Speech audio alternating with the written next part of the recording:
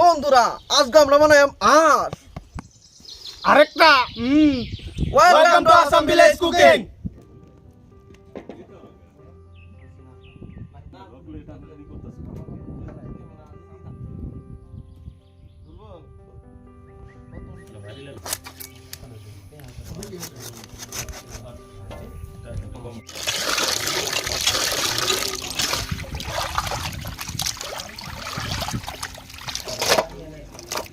আমরা মেরিনেট করবার লাগে এখন মশলা দেয়রা অল্প মাছ দিলাম মাংসটারে এটা লাগে হলদির গুঁড়া সব মশলাই দিলাম আর কি, মরিচের গুঁড়া,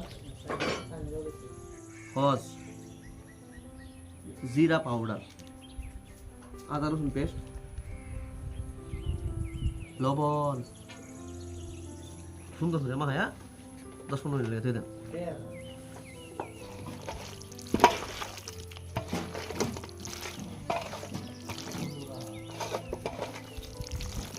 তেল আমরা রসুনটা হালকা ভাজলাম ফুলে ফার্স্টে দেয়া, তাহলে টেস্টটা বেলেগ গাই রসুনের।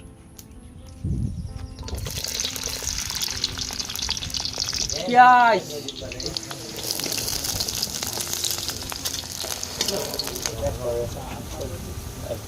আশের কাঁচা মাংস ডালাম, কাঁচা মাংস